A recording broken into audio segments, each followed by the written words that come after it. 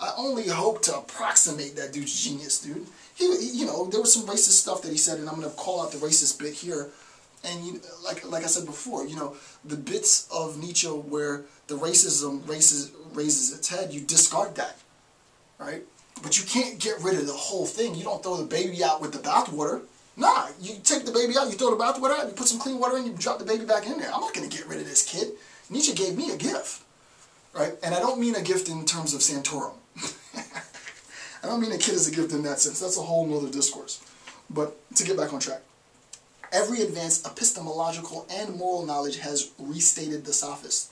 If that wasn't strong enough, he goes on to say, quote, the sophists are no more than realists. They formulate the values and practices common to everyone on the level of values. This is absolutely critical point. And you might overlook it because it's very simple, but it's surprisingly complex. He says, the sophists are no more than realists. They formulate the values and practices common to everyone. When we hear the phrase common to everyone, we think of generalizability, right? We think of that. We think of general, universal. This is super critical to understand.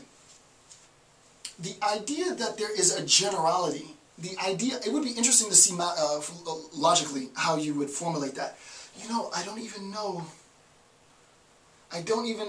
of a branch of logic that does this, now that I think about it. Because, I mean, this really does become sort of mathematical logic. Mathematical logic, you talk about universals and generalizability, that has, you know, it is represented as such. However, when we're talking about generalizability, when we're talking about universals within the domain of mathematical logic, we mean it really in a Platonic sense, now that I think about it. I wasn't going to incorporate this in the lecture, but I'm thinking about it now.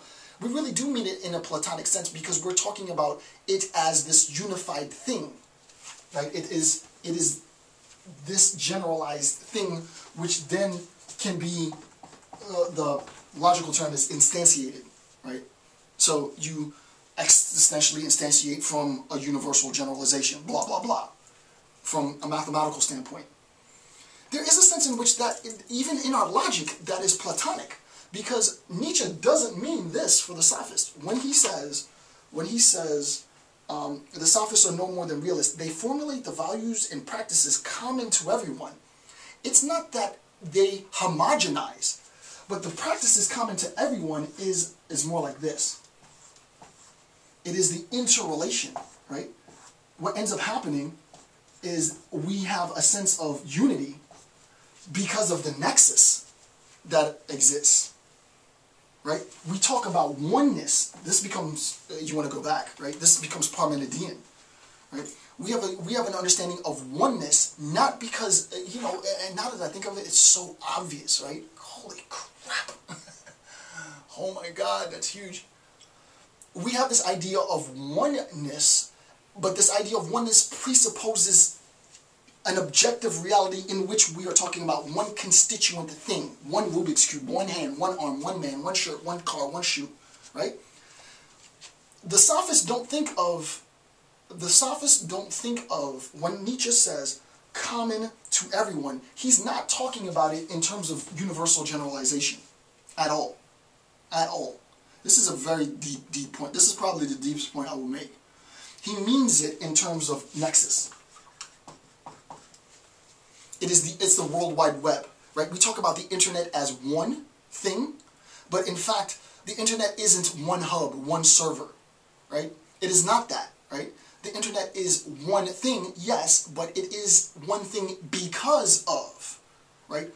Its oneness is a consequence. This will make sense. I can take something really, really complicated now and make it really digestible. The internet is one thing as a consequence. If you're looking at in terms of antecedent and consequence, the internet, E-R-N-E-T, is the consequence of the antecedent. What is the antecedent? It is the web. The web is the condition for the possibility of the oneness of the net. the web is itself a multiplicity of interconnected blah, blah, blah, blah, blah, blah, blah. Okay, if that makes sense, then now we can get deep. It should make sense to say that the conception of oneness in a Parmenidean sense for the sophists is not a universal generalization that unifies all. It's not the grand homogenizer. No. Rather, the oneness of the sophists, unlike the oneness of Plato's form, is a consequence of the nexus of interconnection. That is the end of the rabbit hole. It doesn't get deep. That's as deep as it gets.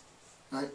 So that we are, at its most conceptually complex level, equivocating in our assessment of the one. Platonic oneness is an equivocation of one as individuated.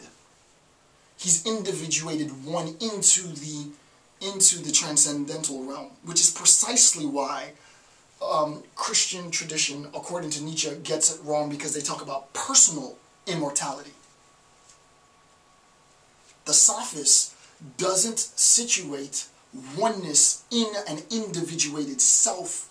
Rather, the one is part of the flexibility of what it is that the sophist does. It is the interconnection between the sophist, as we saw earlier, and his or her body as means of sensibility. So of course oneness is more than just one individuation. No, oneness is literally the connection between me and the river and the stream, the pressure I'm feeling under the bottom of my feet as I give this lecture, the feeling of my throat reverberating throughout this room, the idea that I'm giving a lecture to a freaking machine that's going to translate all of this into zeros and ones, upload it into cyberspace, and that is going to somehow make sense to you wherever the frick you are in the world, is the one. Right? The sophist conception, and just as a quick side note for you logic junkies, this is definitely out of my pay grade. My math is good, but it's not that good. I don't know how you would conceptualize generalization. I might actually do a video on this. Conceptualize a mathematical equivalent to universal generalization that didn't assume sort of an individuated one. That assumed that the one was more sort of, and this makes complete sense from a systems design approach, right? That we talk about one mainframe or one network. Why is it that we're not talking about a generalization as itself the condition with which we talk about unity? Wow. Yeah. So so moving on. They formulate the values and practices common to everyone on the level of values. So again, it didn't seem like a powerful line. Very powerful line, right? That common to everyone, that generalizability, isn't Platonic generalizability, isn't Aristotelian generalizability. It's not. It's uniquely generalized. It's common to everyone, but it's a recognition of their distinction. What's common is the connection. This is sort of Joseph Campbell's discourse on narrative and mythology. All right. The next is they possess the courage of all strong spirits to know their own immorality.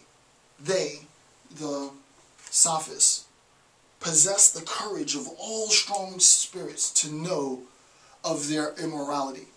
The sophist is epistemologically connected to his immorality, which means not that he's the boogeyman going out to look and rape and plunder and kill, as much as it is the sophist is in a position to recognize that I am not going to allow myself to be judged by systems which are relative to the relationship between those individuals within their culture.